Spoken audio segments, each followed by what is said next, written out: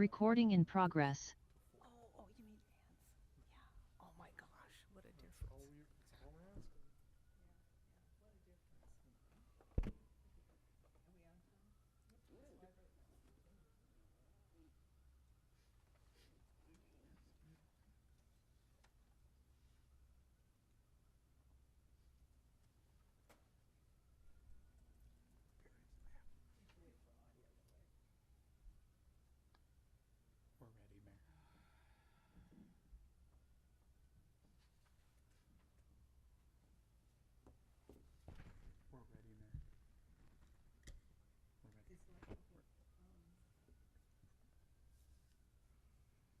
Where are we adding the two items?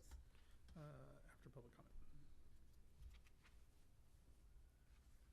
So, right here, I just say something that the city attorney would like to add to? Yes, ma'am. More items, okay. That's not a pen. Can I use your pen real quick? Okay. Does it have the, There you go. the wax on it? There you go. Oh, it's got the wax on it. Also, it's broken, I think. I got it. Oh, you're good. Okay.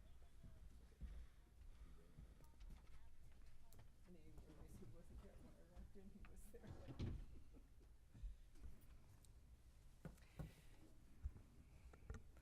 Good evening. I would like to call the February 11th, 2025 closed session city council meeting to order.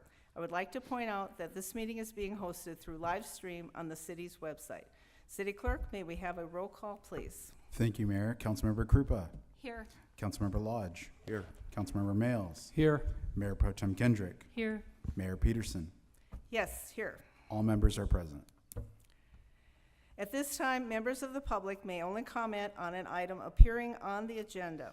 Please adhere to the following when addressing the council. Comments will be limited to 3 minutes or less. Comments should be directed to the council as a whole and not directed to individual council members. City Clerk, are there any registered speakers? Mayor, there are no registered speakers. Thank you. At this time, I would like to turn it over to our city attorney with a comment. Thank you, Mayor. I am asking to add 2 items to the closed session agenda. These are both claims or petitions that the city received after the posting of the agenda. One is the claim of Kenneth Santiago. The other is claim of Maddie Lopez and Gloria Velasco. Thank you. May we have a motion for that? I'll make a motion. Now second. I have a motion by Mayor Pro Tem Kendrick, second by Councilmember Lodge, to approve the 2 items to add to the closed session agenda. We'll do a roll call. Councilmember Krupa. Yes. Councilmember Lodge. Yes. Councilmember Males. Yes. Mayor Pro Tem Kendrick. Yes. Mayor Peterson. Yes. That motion passes 5-0. Council will now proceed to closed session. Thank you for joining us. A report of closed session will occur after the deliberations.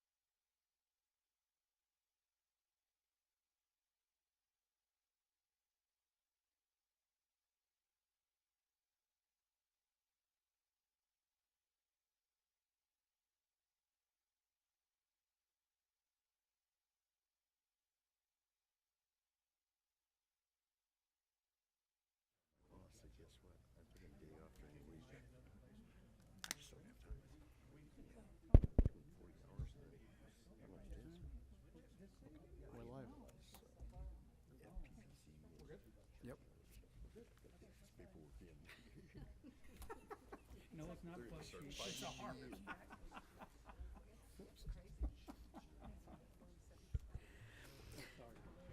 Good evening. I would like to call the February 11th, 2025 regular city council meeting to order.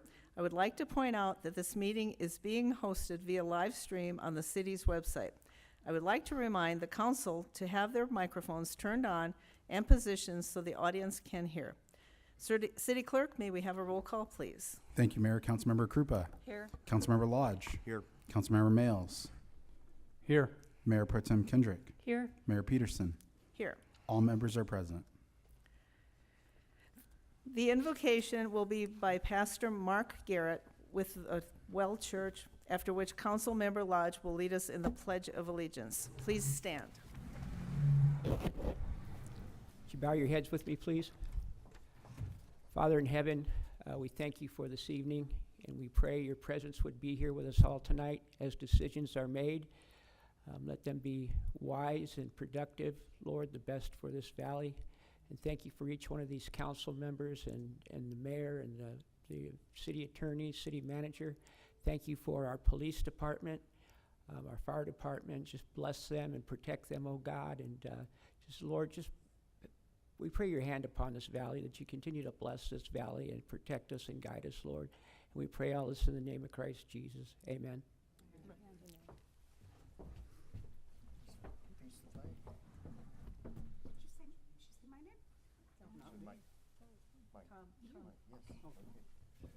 Ready? Begin. I pledge allegiance to the flag of the United States of America and to the republic for which it stands, one nation, under God, indivisible, with liberty and justice for all.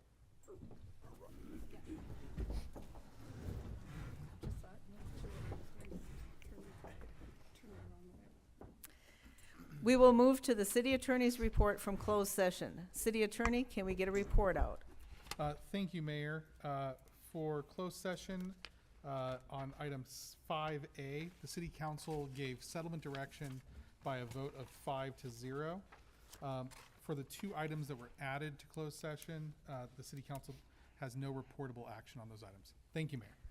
Thank you, city attorney. We will now move to public comment. There is a 3-minute per person time limit for all general public comments on public hearing items. All who wish to speak, including council members and staff, need to be recognized by the mayor before speaking. Please state your name and item you are commenting on before speaking. We will take public comment for items listed on the agenda. Do we have any public speakers? Mayor, there are no public speakers. We will take public comment for items not listed on the agenda. Are there any speakers for that? Mayor, I have no speaker cards. We will now move to the presentation. For our presentation this evening, Councilmember Males will present the National Black History Month proclamation to Kevin Saunders. Males? Okay. I don't know what he told me. Testing. Testing, 1, 2, 3. Kevin Saunders, can you please come up, sir? This is your day. Good to see you. Oh, council member. Thank you. Me. No. National Black History Month. Whereas during Black History Month, we celebrate the many achievements and contributions made by African Americans to our economic, cultural, spiritual, and political development, and whereas Black History Month grew out of the establishment in 1926 of Negro History Week by Carter G. Woodson and the Association for the Study of African American Life and History, and whereas the observance of Black History Month allows us an opportunity to recognize the heroes of African American history, such as Martin Luther King, Rosa Parks, Harriet Tubman, and many others. and many more. And whereas Black History Month provides a time for all Americans to remember the struggle of African Americans for freedom and equal opportunity, and whereas the City of Hemet Council celebrates the accomplishments of African American past, present, and future. Now therefore, Jackie Peterson, Mayor of the City of Hemet, along with the Hemet City Council, do hereby proclaim the month of February 2025 as National Black History Month, and encourage all residents to join in celebrating the diversity and character of our community, and to continue to work toward the ideals of equality, freedom, opportunity that our country represents. Kevin Saunders, I give you this proclamation with all due respect, as a friend, and as our president to... The chamber. Yes, let's take a photo here. Go ahead, you want to say I something? do. Oh, okay.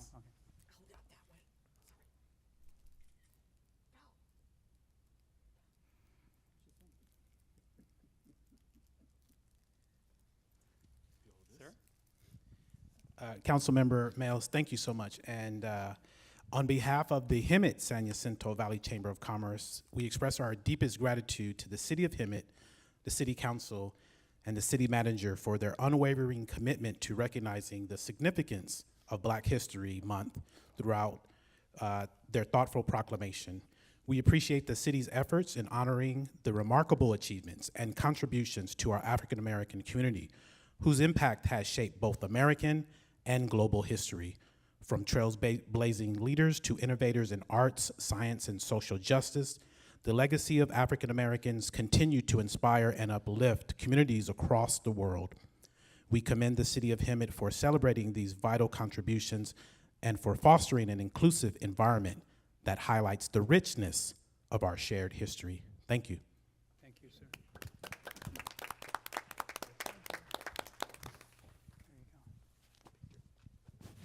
There you go. It's now or never. No, excuse me.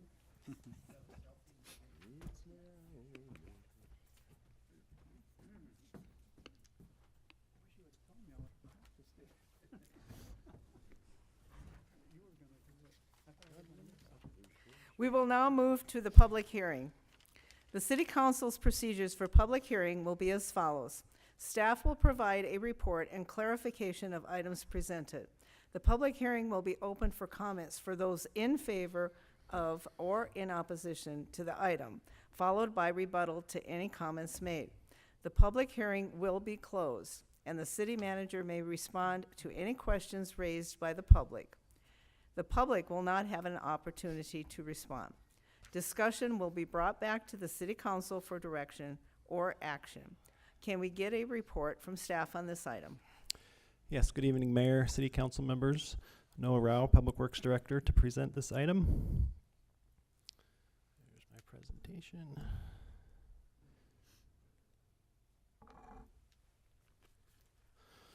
All right, this item aligns with the strategic plan goals for quality of life and partnership and collaboration.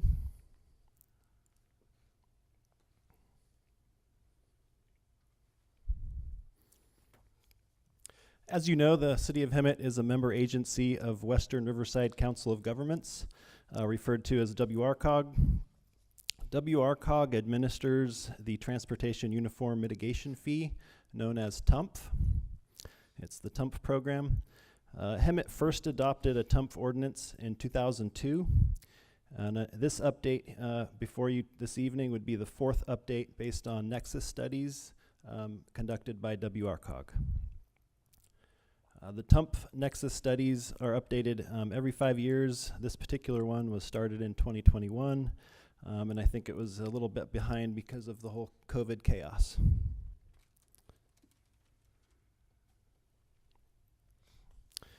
This slide kind of shows a graph of the increase in roadway construction costs from 2016. It's an index. From 2016 to 2024, this actually came from WRCOG's presentation. It shows that's about a 35% increase. I've seen, I think, even more than that. And especially in the past year, it's probably been another 5 or 10% beyond that. So that's one of the primary reasons that we have to do updated nexus studies to look at increased costs, and then also the changes to the roadway network and the traffic needs.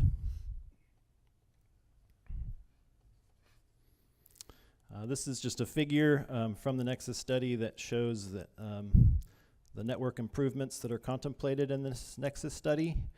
These are all highways and arterials, and will have capacity challenges due to growth and development that is projected.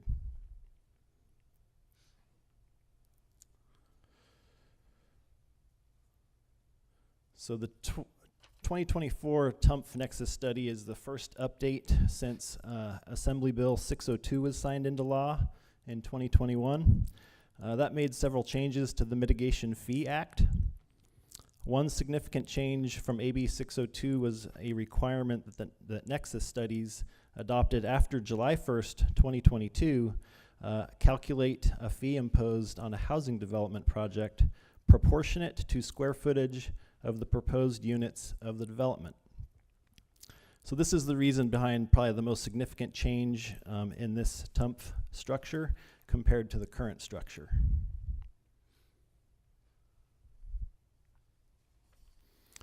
So this is a comparison between the current and the new TUMF fees and structure.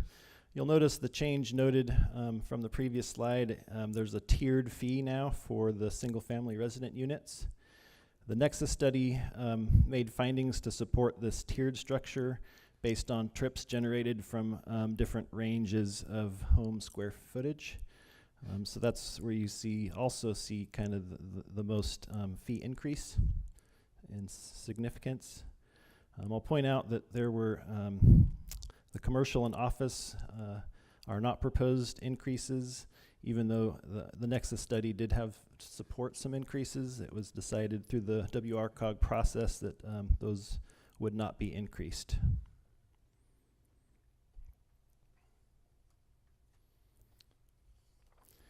So with all of the corrections previously noted by the mayor to me, it is respectfully recommended that the City Council introduce and read by title only the attached ordinance amending and updating the city's TUMF ordinance and participation in the Western Riverside County Transportation Uniform Mitigation Fee Program, and adopt the resolution that adopting the 2024 Nexus study and amending the TUMF fee schedule. That concludes my presentation. We do have a representative of WRCOG here this evening, Cameron Brown, the program manager. So he's available to help answer any questions that you may have. Thank you for your presentation. Mayor, I Yes. have a question before we Yes. continue. Go ahead. Go ahead. Okay, my concern is just the impact on housing development and affordability. The fee for single-family homes will increase significantly, ranging from 22.5% to 91.5%, depending on the home size. Are we ready for raising costs on homes? And I mean, the builders, are they going to be okay to build homes? And is that going to put a damper on our home I know building? WRCOG's done a lot of interaction and corresponded with them, so I'm going to let Cameron Brown come up and help answer that question. Mayor, if I could just ask a question too as Cameron comes up, this is the fee that is being adopted for all cities that are part of the TUMF program, correct? Yep. So everybody's Yep. houses are going to raise. So I know people see Hemet as a cost-effective place to move, and homes are usually cheaper. But if we're raising, increasing the cost of housing to 22 to 91%, it's not going to give us that low housing costs anymore. It's going to bump it up dramatically. So, And we've at WRCOG, we've had several discussions with home developers and commercial real estate developers. We've met with the BIA and received comments from them on our Nexus study. We have actually not had any pushback to this fee increase. They are very aware of the challenges of funding for transportation and the project increases that have occurred over the past 6 to 7 years. A lot of our projects have doubled. Some of them have even tripled. A lot of our bridges and grade separation projects have tripled. So the development community has not put any pushback on us. All they wanted to know was, when is it going forward? When can we just need to prepare for this. And if I could just elaborate a little further, the TUMP fees are just a small percentage of mitigation fees. Most of your mitigation fees are probably due to water fees, and then other city fees, and then school fees. So it's still a small percentage of the cost of a home. We've seen tremendous growth in Hemet and San Jacinto. It's actually just surpassed Menifee. It used to be all of our growth was occurring in Menifee. Over the last 2 years, that has changed. We now see in our, what we call the Hemet San Jacinto zone, is changed, and we're seeing all the growth here. And as such, we're collecting a lot of money, and we're trying to give it back to the city. Does to this also improve. affect affordable housing? We just received a grant for affordable housing, I believe 35 million. What's that? Affordable housing is exempt It's in the TUMP fee. We have several exemptions. ADUs are exempt, churches, government facilities, and a few other things that, that are exempt, but mostly just schools, government buildings, and ADUs are the big one. And you said the businesses were okay with this because it also impacts our development of businesses and our buildings and so Right. on. And the executive committee decided to freeze the service and retail rate. They keep it at the same as what it was in the last Nexus study, or what the current rate was. And honestly, it really wouldn't move the needle for us either way. Almost 90% of our fee collections come from residential development. And another 8% goes for warehousing. We see about 2% of our collections come from the commercial development. And do you give us reports? Do you give every city reports on how the TUMP fees are allocated per city Yeah. to make sure that we're getting what we put into this? Yeah, every year we provide, well, first of all, we have a TIP process where we allocate the funding to the jurisdictions. So in this zone, we have, which includes unincorporated parts of this zone, the Hemet San Jacinto zone is what it's called, but it also includes the city of San Jacinto and the city of Hemet. We provide a 5-year allocation to what we're going to build. One of which is, we have I think an $11 million allocation for Warren Road here in the city. We also did a very big allocation, $35 million for work on State Route 79 realignment. Realignment, good. Yes. Okay, 35? 35 million. 35, okay. Not gonna pay for it all, but No. a good Not portion even of it. gonna pay Yeah. for a quarter of it. Yeah. Okay. All right, well, thank you. Yes, I just have a couple questions. When it talks about the square footage of a house, is that the footprint or total square footage of like a two-story? It would be the living space of the house, so it would be the same as the retail, or sorry, the realtor definition. So it would not include garage space. Like But it'd be conditioned, living area. conditioned space typically. I'm not sure the technical term, but it doesn't include the garage. Right, so anything that's air conditioned or heated, and typically that's what the school fees are based on, in my experience. Yeah. Okay, and you, I think you already touched on, warehouses are in what category, industrial or? In the industrial They are in category. the And that rate is industrial. going up. Okay, yeah. alrighty. Yeah, the program's been around for a long time. It's done a lot of good. It's raised prices, but it's also helped with infrastructure, and that definitely is something a developer needs to pay for.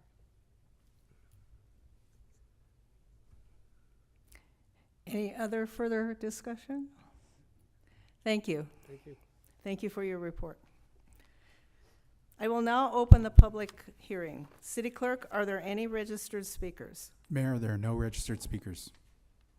I will now close the public hearing. I will now bring this discussion back for City Council deliberations. Council, do you have any comments or questions?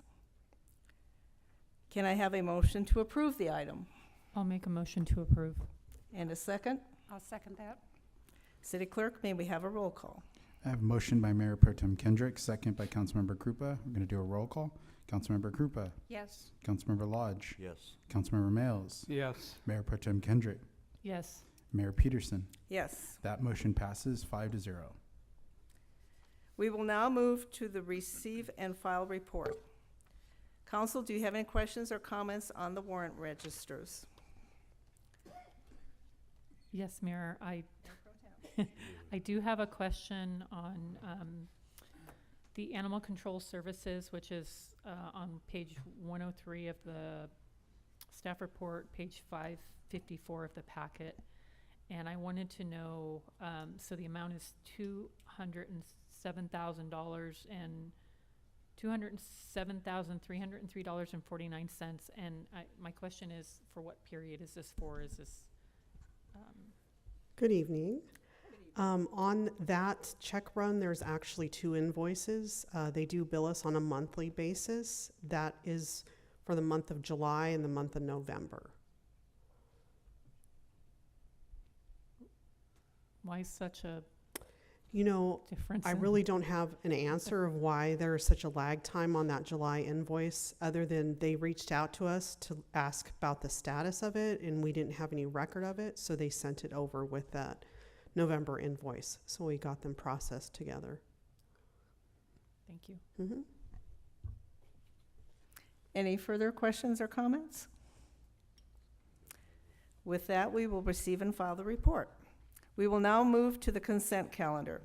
All consent calendar items will be acted upon simultaneously unless requested by an individual council member for separate consideration. Are there any members of the council that would like to pull any consent items for separate consideration? I'd like to pull 17A.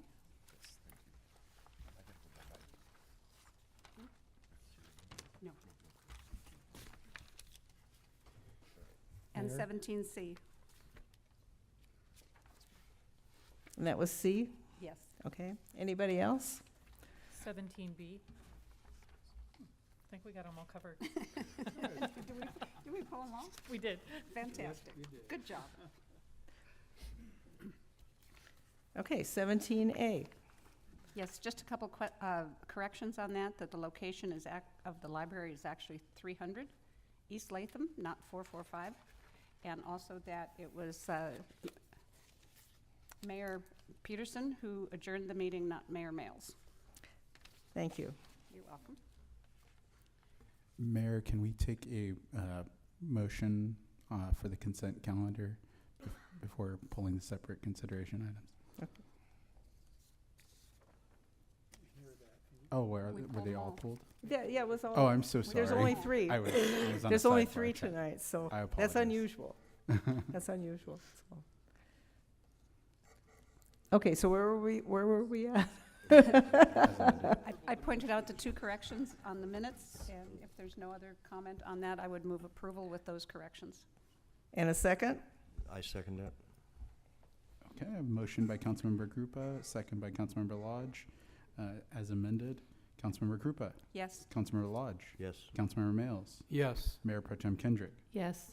Mayor Peterson. Yes. That motion passes.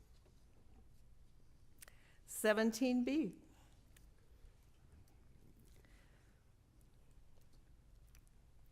Hi, Jolene. Hello, good evening. So I love seeing this come back, and I'm really hoping to see this master drainage plan completed. Do we have any anticipated time on when we think that that will be completed? So we have not started the environmental yet, so that's probably, 5 years? hopefully two. I'm thinking Okay, 2. I'll give you 2. And so they're updating the Hemet channel calculations. That is being paid for separately with flood control because a lot of our systems go in there. So it will help with our hydraulic calcs. And then they are working on the hydrology for the western portion, and Highway 79 is also being integrated now, and that is now being a raised highway, so they're having to put culverts and additional systems in. So, That's the only question I had. I do have a question on that. Mhm. There was a reference in the staff report, I believe, to new information from RCA. Are they changing their mind on sheet flow or how the water gets to the little ferry shrimp on the south side of Florida? No, so they will not allow a basin to be built in their land, so therefore there is no water for the ferry shrimp. So Thank you. Good to know. thank you. May I have a motion? I will make a motion to approve item 17B. I'll second. I have a motion by Mayor Pro Tem Kendrick, second by Councilmember Mails. Do a roll call. Councilmember Krupa. Yes. Councilmember Lodge. Yes. Councilmember Mails. Yes. Mayor Pro Tem Kendrick. Yes. Mayor Peterson. Yes. That motion passes 5-0. 17C. That's not the one. Hi. Hi. I didn't get a chance to read the red lines in there, so can you tell me what was added to this agreement?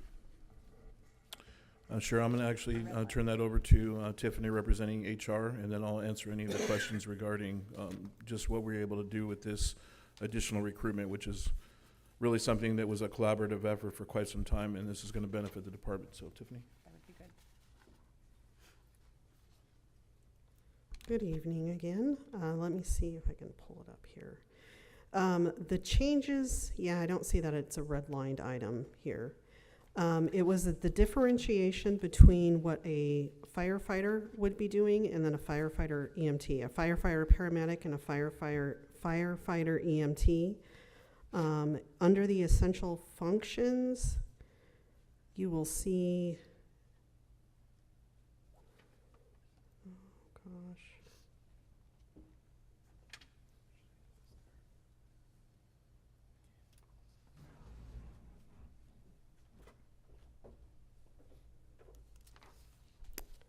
You have the, I'm sorry, there was a memo that was sent. That's why I'm like, no, changes aren't there. The firefighter paramedic was separated, and then we added in the firefighter EMT. It just gives more detail of what a paramedic is allowed to do in the performance of the job scope, and then what a firefighter EMT is to be able to provide within the job scope. Addition to that, there is what the firefighter EMT can do as far as they render emergency medical assistance, perform cardiopulmonary resuscitation, and assist with the electrical defibrillation, lifts and transports injured persons. They may provide assistance to a licensed paramedic not to exceed the scope of the EMT practice with the following: administers intravenous saline, glucose and volume expanding agents, obtains blood for laboratory analysis, interprets cardiac arrhythmias, performs pulmonary ventilation by use of airway adjuncts, and administers drugs. So that was a large portion that was added in to the job description to differentiate between an EMT and the paramedic. And I also want to add that when we drafted this memo, I just realized that we did not attach the side letter that should have been included into the staff report, so I would like to send that to you as a separate item so you can see that. Okay, thank you. Oh, okay. This, I think we got it up here. All right, thank you. And yes, further conversation on what this program is going to do for your recruitment, our recruitment. Yes, definitely. So what it's going to do, it's going to give us the ability to cast a wider net. Right now, we've had some challenges with the introductory rank to join the Hammond Fire Department is firefighter paramedic. And this now gives us the opportunity to cast a wider net and go after those individuals that have an EMT certification. So it's also going to give us the ability to put a second squad in service without any additional costs, which is going to now decrease some of the workload and the capacity that our firefighters do day in and day out.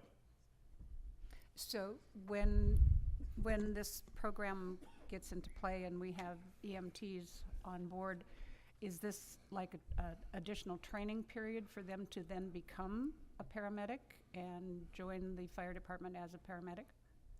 So they're both categories, whether they're a firefighter EMT or a firefighter paramedic, they're both functioning as firefighters. The only difference is their medical skill level. So with paramedic being the highest and EMT being basic life support, they will, obviously, if they come in, if we get lucky, for example, and have a recruitment where individuals come in and they actually have a paramedic license, once they've completed probation, then they will be able to, if we have a vacancy, certainly compete for a paramedic vacancy.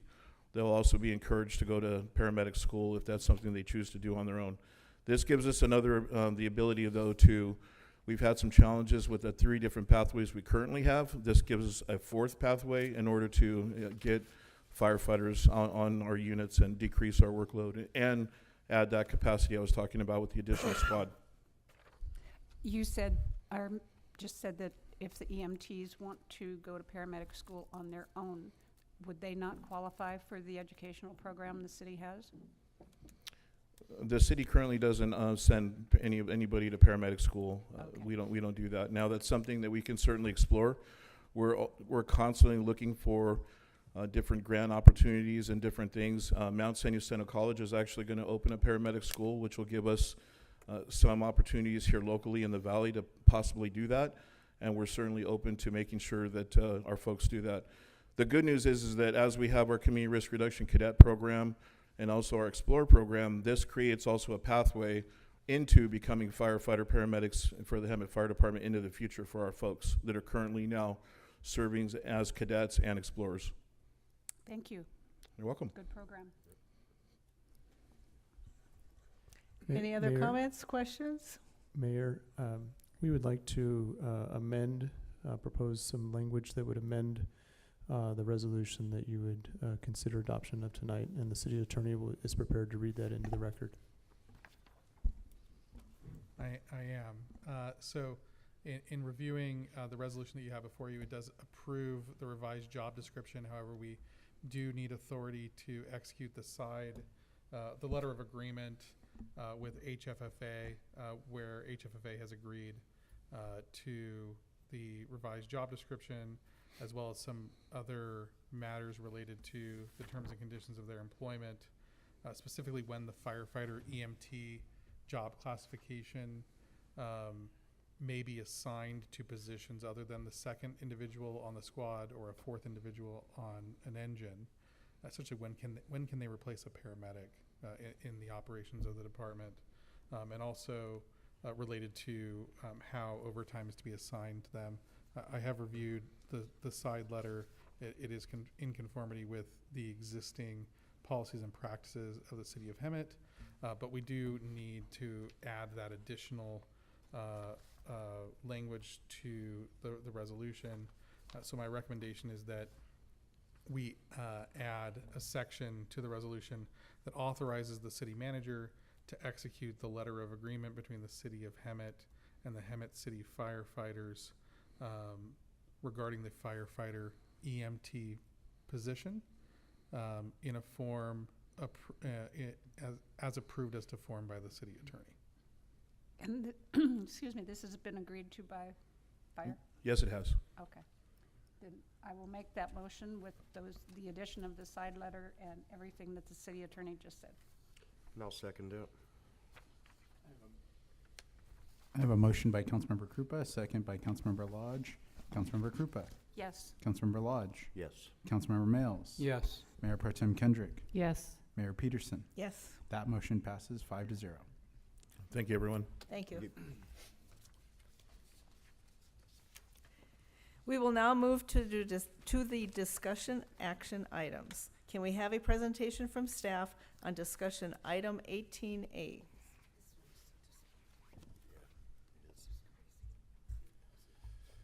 Good evening again. I don't really have a presentation for this one. If I did, it would probably be a heart with an arrow through it. It was just very disappointing. To go through all this effort and this bid process to get 2 bids, I hope to get at least 10, and then have them be more than double what our budget is for this project. The recommendation is, I think, $100,000 or greater than $100,000 on average for these is way too much, and the recommendation is to reject all of the bids and go on to exploring some additional options. Last week, I did meet with a vendor that provides a modular trash enclosure. They offer roof, and the aesthetics are pretty good. I know there's some things that they may be willing to customize for us. It would require that we change our standard to allow that type of trash enclosure, but that is one of the options that we're going to be exploring further. And I think our city manager may have some things to add as well. I would only add that it's important for us to also follow up with the contractor community. We made them all aware through the normal process, but we also took the time to write a letter to each of them. And we want to understand what led to the higher bids. Is it the material? Is it a certain type of material? Is it something with a design? It would be helpful for us to receive some feedback. So we're interested in convening a bit of a focus group, receiving some feedback on ways that this could be possibly designed differently or constructed differently to save money. And of course, Mayor Males, Councilmember Males. Okay, go ahead. No. And I have talked about other alternatives that might involve some form of partnership with a nonprofit or a volunteer effort. And I think it's fair to say that there are opportunities to consider many options like that.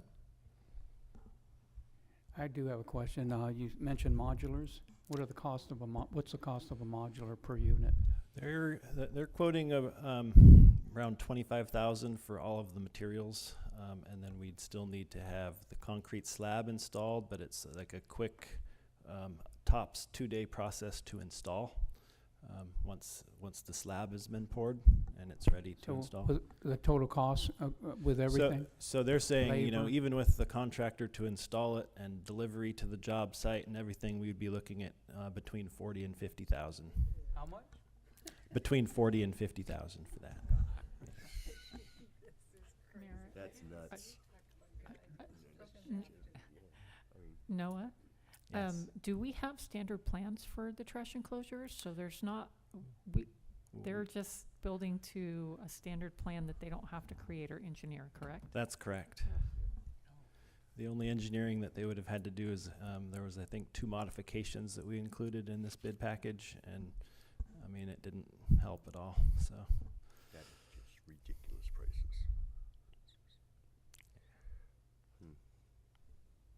Thank you for the staff presentation.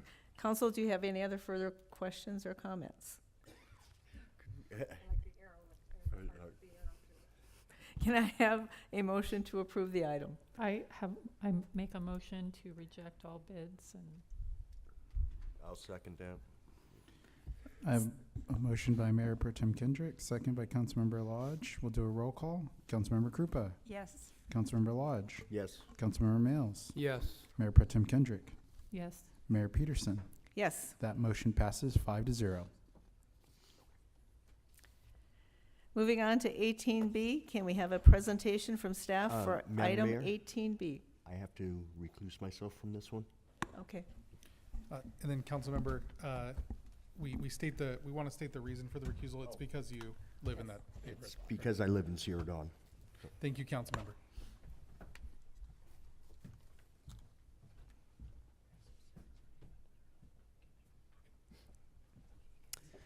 Good evening, Mayor and City Council members.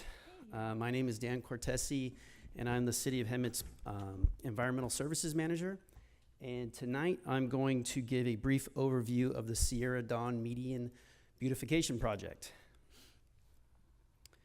For some background, the City of Hemet has been in discussions with the General Manager of Sierra Dawn Estates, Dan Goodrich, regarding the beautification of the center medians within the roadways of Sierra Dawn Estates.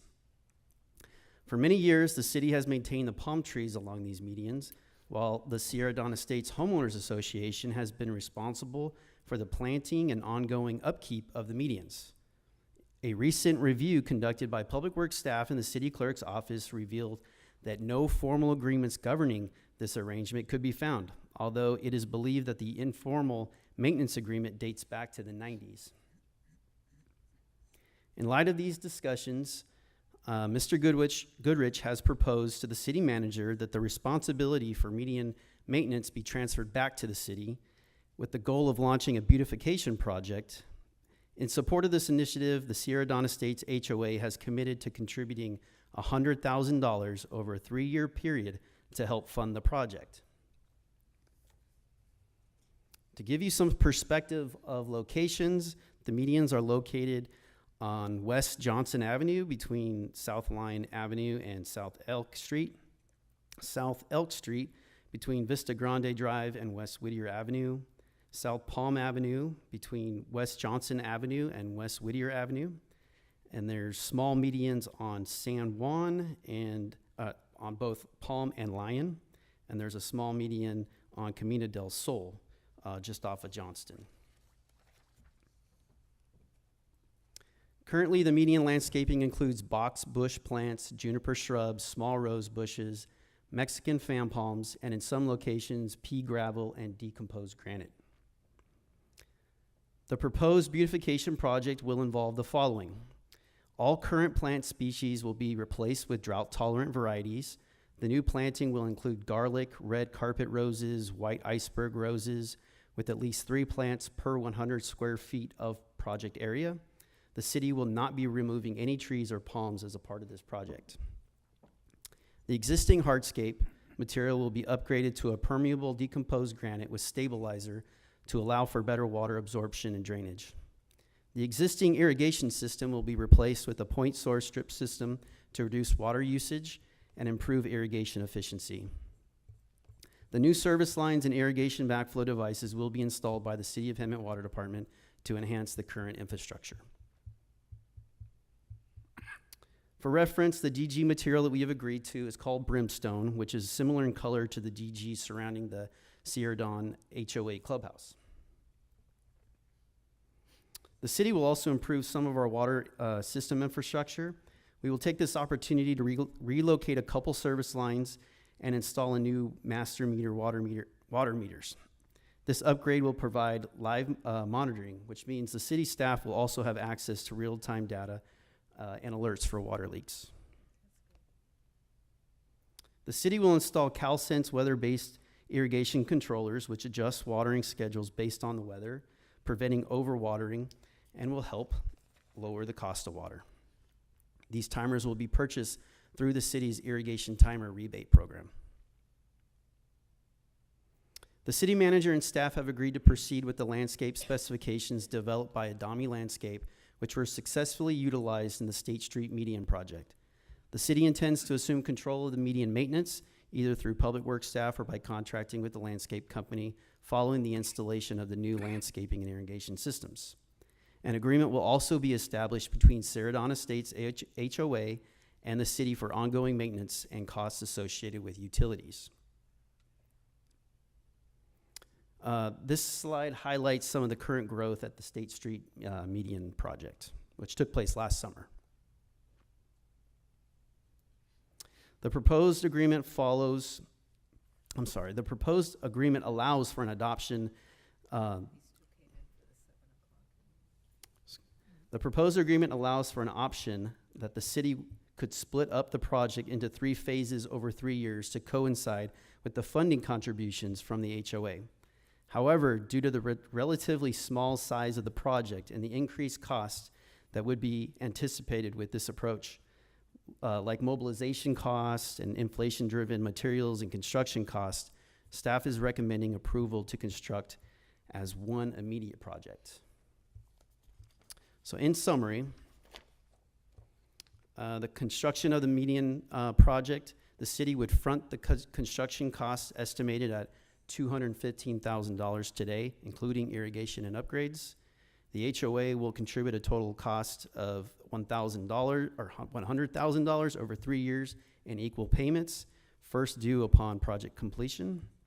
The maintenance, the city will to provide physical maintenance, routine cleaning, repairs, replace plants, and continue the palm tree trimming. The estimated additional cost of that maintenance is $24,000 to $36,000 per year. The HOA will provide utilities to water the plants in the medians.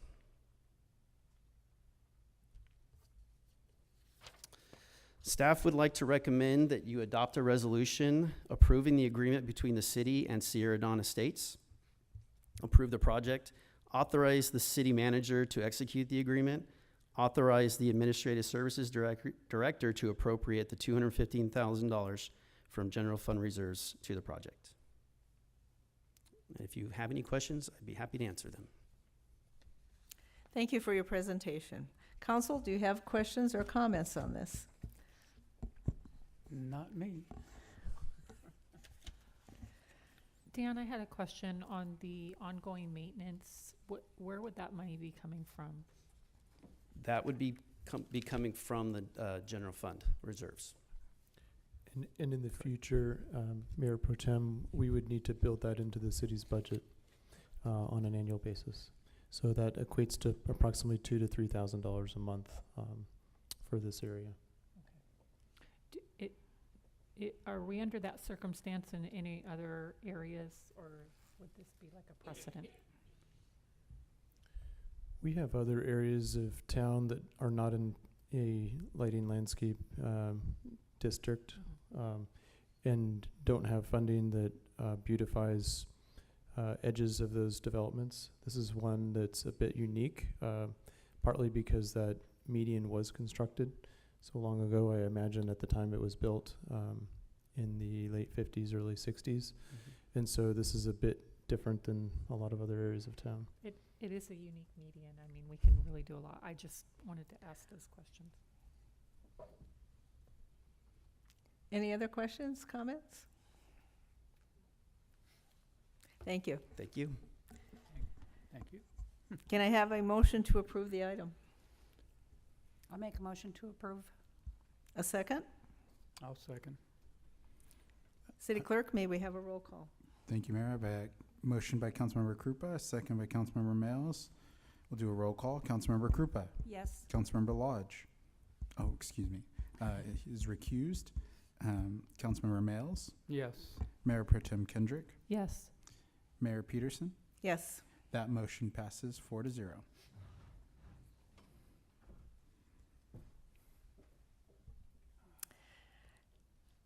We will now go on to item 18C. Can we have a report from staff for item 18C, please? Yes, Mayor. We're just going to give Councilmember Lodge just a moment to join us back at the dais. Oh, that's right. Sorry about that. Gotta include him.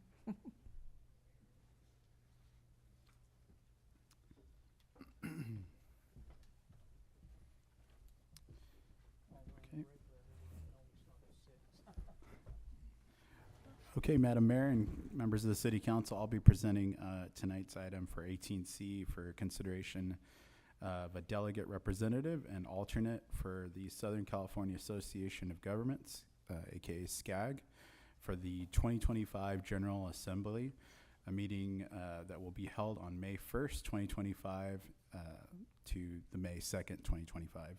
And this year, SCAG will be hosting their 60th annual regional conference, General Assembly at JW Marriott in Palm Desert. And this provides an opportunity for its members at least once a year to convene at their General Assembly to bring up policy matters that could be identified or addressed. And so tonight we're really looking for council to provide a delegate and a alternate for the voting General Assembly. Thank you for the staff presentation. Council, do you have comments? Do I have volunteers? Questions? I'll volunteer. And I'm a SCAG member, so I don't care. I'm going to be there anyway. I learned in the Marine Corps never volunteer for anything.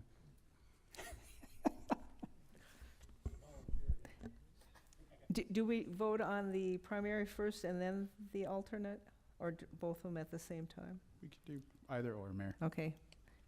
Do I have an alternate? I'll be an alternate. I'm Okay. going to be there. Okay.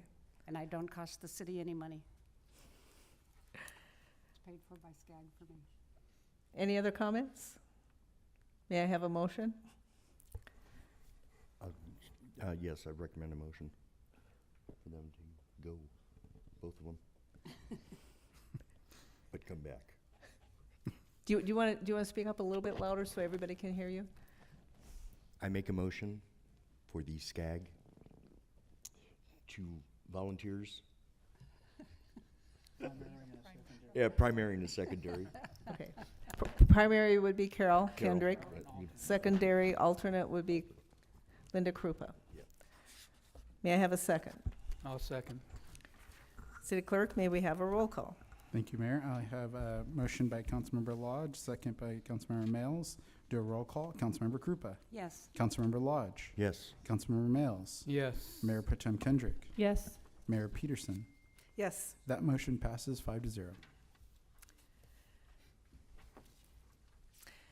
I just want to interject right here for those of you that came in. Our meetings start at 6 o'clock now.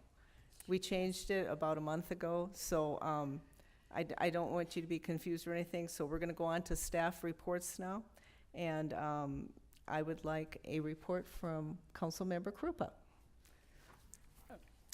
Okay, for the library, tomorrow is family story time, starting at 3 o'clock. And again, urging staff and council members to volunteer to read at story time. Not much else has gone on so far. The RCTC meeting is canceled for this month because we're doing our workshop, or the workshop, on February 21st and 22nd, I believe, in Temecula. And all the rest of the meetings are going on next week and the week after. We did have an art and culture ad hoc meeting the other day, and I apologize that your name has not been added to the email list. So we will get you on that, and I believe the next meeting is March 9th. 8th? 10th? One of those days, yes, the second Monday of the month. Thank you. That's it. Thank you for your report. Councilmember Lodge? Nothing really, except for we all went to the League of California Cities, which was obviously my first time there and very informative. For just general information, it was just like, okay, I can't talk to another, the whole Brown Act and, and I almost made that mistake at dinner that night, but got away from it.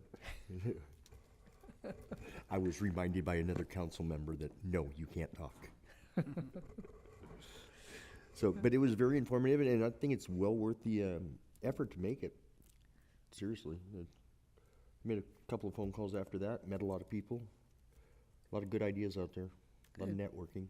Yep. Yeah. Thank you. Councilmember Mails? Oh, that's me. 3 minutes. Huh? 3 minutes. Cal Cities report.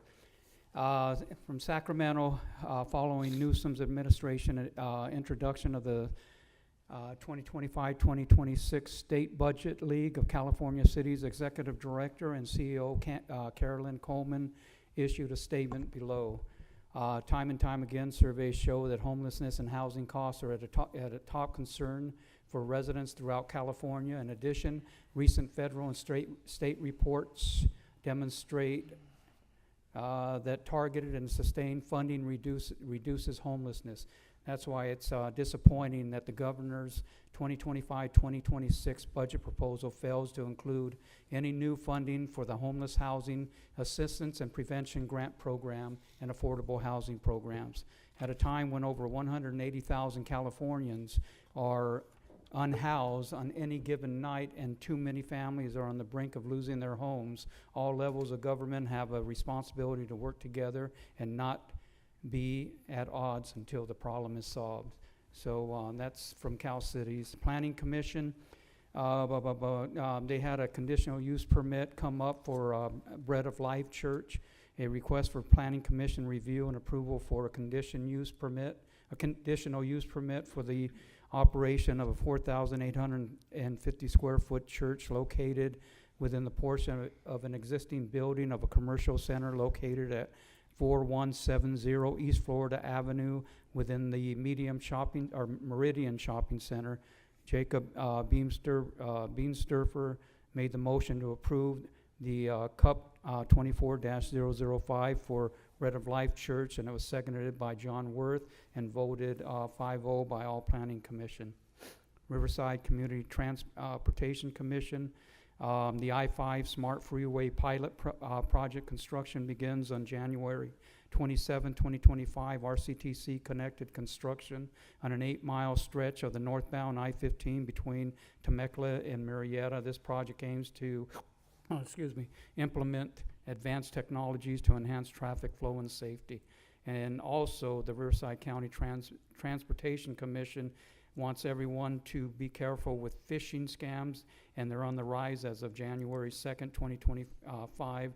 RCTC has alerted the public about an increase in toll lane phishing scams. Commuters are advised to be cautious of solicited messages requesting toll payments and to verify the authenticity of such communications.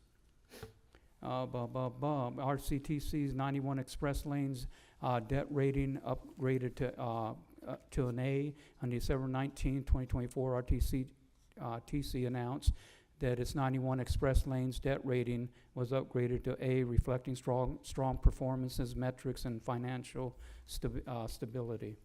We'll move down to free rides. No, that was February 4th. That's all I have. Thank you. Thank you for your report. Mayor Pro Tem Kendrick. The RCA Executive Committee did not meet due to a lack of items, but we did have an RCA meeting last week. And of note, for the total amount of fees collected in November was 1.8 million. The fiscal year 24 to 25 was 10.4 million. In the 2024 calendar year, 22 parcels have been acquired, which included 16 fee title acquisitions and 6 process donations. This added an additional 2,434 acres to the reserve. And as of November 30th of last year, staff is still managing 24 active acquisitions. Governor Gavin Newsom released his budget proposal for 25-26, which calls for expenditures in $2.7 billion out of $10 billion available for Prop 4. The Climate and Natural Resources Bond investments include $176 million to the Wildlife Conservation Board, which the RCA can compete for to advance land acquisition goals of the MSHCP. We also had the federal government continues to operate under a continuing resolution until March 14th, and the new administration will work with Congress to approve appropriations prior to this date. RCA relies on continued funding from the federal government for Section 6 grant programs. It applies for to fund land acquisitions. Government shutdowns or continued uncertainty regarding fiscal year 2026 could delay or halt future Section 6 funding cycles until funding for fiscal year 2026 appropriations is enacted. Section 6 grants will likely continue to be funded at current levels, so as long as the continuing resolution is in effect. And former North Dakota Governor Doug Burnham was confirmed as the Secretary of Interior on January 30th. And then to the fun stuff, Reserve of the Month, so they don't have Animal Species of the Month. They do Reserve of the Month, which was the San Jacinto River Ranchos Meadows Reserve at Lone Cone. A 73-acre preserve is located north of 74 at the base of the San Jacinto Mountains along the San Jacinto River east of the city of Hemet. The reserve was acquired by RCA in 2029 for approximately $908,000. This reserve features essential riparian scrub, coast sage scrub, alluvial fan sage scrub, and chaparral habitats. This area is also a wildlife corridor for species including the mountain lion, bobcat, San Bernardino kangaroo rat, LA pocket mouse, and this reserve also supports the arroyo chub in the San Jacinto River. So it's a fish. The Los Angeles pocket mouse and the Arroyo chub are listed as California species of special concern. The Ranchos Meadows Reserve also supports listed species, including the coastal gnatcatcher. And following that meeting, we had the WRCOG meeting, and so we went over IREN, which is for the energy workforce gaps assessments, and MOUs with Riverside and San Bernardino counties. There was a discussion on member dues. Member dues have not increased at WRCOG since 2008. So how they've been funding some of their programs is from their own budgets. So we can anticipate to see quite a hefty increase. And so I can pull up a picture, and I can kind of let you know what we're looking at. But it's for Hemet, our current dues are $9,138.28, and our proposed dues are going up to $16,428.71. But What a jump. yeah, but they haven't increased since 2008. So so we might see that coming down the pipeline.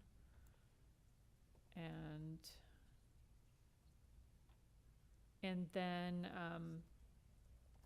I did attend my first business walk, which I thought was just wonderful. The business community seems very welcoming. Like I said, I kind of stood back, but it was nice to see how receptive they were, and the showing of staff. I didn't know we had that many staff that were going out and providing so many resources. But it was well received, and I hope to do many more and really kind of canvass all of our business communities. And then we did meet last week for the Investment Oversight Committee, but I'll leave that to the mayor because I'm taking up. So that concludes my presentation. Thank you. I did have that on my list. But usually by the time they get to me, they've talked about everything, so I just get to say all the fun stuff. But yes, we did have an Investment Oversight Committee meeting last week, and we had a great presentation. The biggest takeaway from the whole meeting is we are uncertain of what the economy is going to do. We're uncertain what the interest rates are going to do. We're doing well with our investments now. We were considering maybe moving something to a different term for length of, what do I want to say? Maturation. Because we did that last year. We spread it out a little bit. So we've got some like 1 year, 3 year, 5 year, and et cetera. We were thinking about doing something like that because of the uncertainty of the administration and everything, we're doing fine now. So we are just going to leave it. And next quarter, we're going to look at it again and see how the U.S. government is running and make any changes at that time. So it was a good meeting, so we did that last week. I was on the business walk too, and there were a couple of businesses that were just so welcoming and just so happy to see us, and they were like, they had no idea that we had this many resources in town. And we have somebody from the police department, we have the Chamber of Commerce come with us, we have our community solutions coordinator. It's just a good group of usually it's about 8 people that we go and we just walk into a store and they're like, whoa, like this. I always like to talk about these because they're kind of interesting, and we get good feedback. We've made some positive changes from their feedback, so they are worth our while to go out there. And we usually do it for about 2 hours, once a month. We pick a plaza and we go to every store that's open and knock on their door or walk in and just visit with them and see what's going on. So that's good. Speaking of arts and culture, I did go to the art show yesterday. So they had a open house art show yesterday, and we have so many talented people in this valley. And it's a great little showcase right on Harvard Street. So if you ever have a chance, just pop in, say hi, and just look at some of the talented people we have in this valley. It's wonderful. I did visit the CR&R bulky item pickup the other day. And I went and I met some more of our city employees and thanked them for being out there on a Saturday. Talked with some of the CR&R folks, and I went through it about 11 o'clock, 11:15 actually, I think it was, and they had 330 customers by that time, and they were open till about noon or so. So it was well worthwhile, and we encourage everybody, please use this feature. Please don't dump it in our city.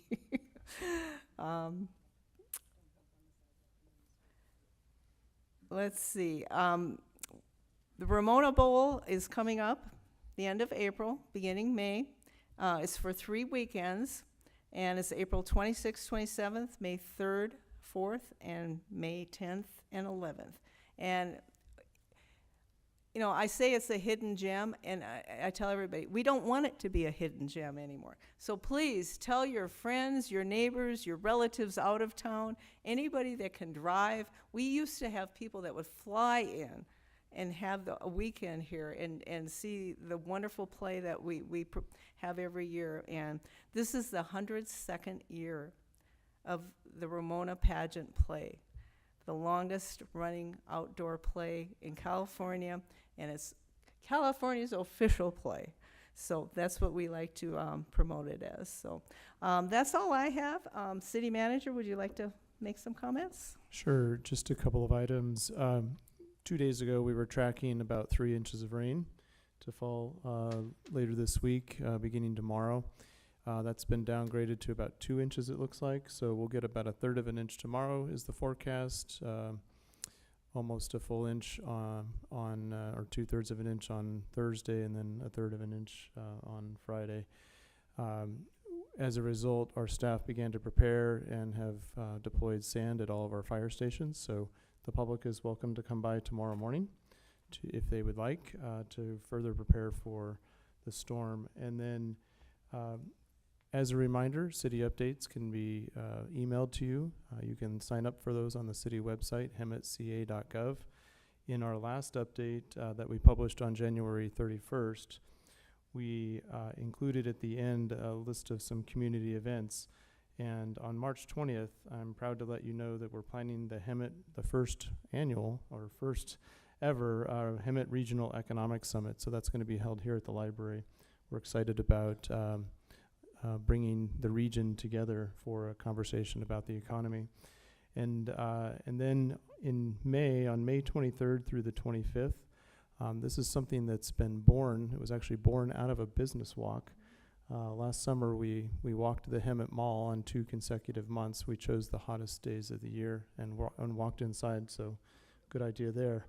But out of that came some feedback from the merchants, and we put Ben Sandoval, our economic development manager, into motion. And today we are partnering with Codex, the local skate shop, to present a Hemet AM or Hemet AM skate event over 3 days. We're expecting hopefully hundreds, if not thousands, of participants. There's a purse now of $11,500, so there are prizes to win. It's really going to be great. I'm looking forward to seeing that first ever event, and we're trying to find ways to integrate the mall into that. So we've had a good working relationship with the mall as well. Thank you. City Council, City Manager, do you have any comments about the future agenda items? Yes, I do. Not about future, but I forgot to say something about our wonderful library. And there's a new program starting Thursday at 10 a.m., and it's called Little Wiggles. I have no idea what that is. But come at 10 o'clock and you can see the little wiggles. Thank you. Councilmember Mails. I keep getting calls on homeless. I still see homeless out there. I've spoken already with the city manager, spoke with the attorney, I spoke with our police chief, and you know, I get information that, you know, that we are doing something about it, but I like to add it to one of our future agendas in the near future. either the second meeting in March, just to find out where we're at, because it just seems like our parks are still flooded with homeless.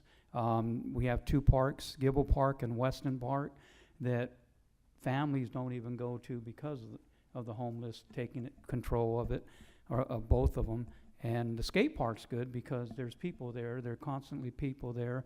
Mary Henley Park, you have people that are constantly there walking, so the homeless don't go there. But any parts of the parks that people don't go to, and that's what's happening with Giggles west end of the or south end of the park, and they just all day take control of the parks.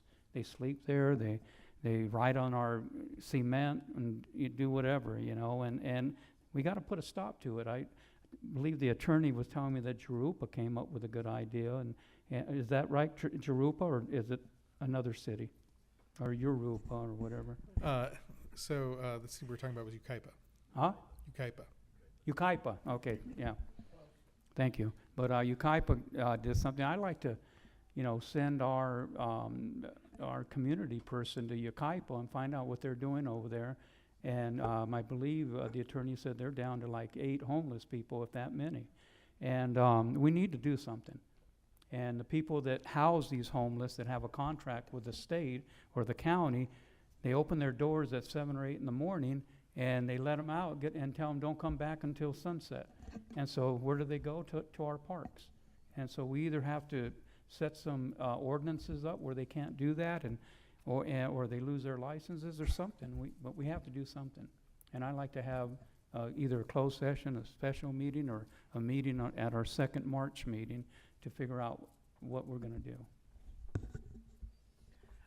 Just to dovetail on Councilmember Mail's comment, I have received numerous complaints since I've been on council about people living in RVs parked on city streets or having unmotorized fifth wheels that are stored on city streets.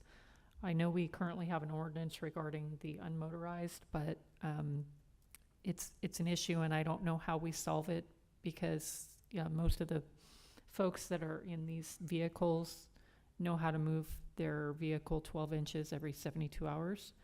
So I don't know if it's something we can explore into, you know, potentially getting, requiring a permit for RV parking on the street no more than 72 hours, or I don't know if it's part of the penal code, but can we have a certain distance where they have to be moved to where it makes it inconvenient for them to move it every 72 hours?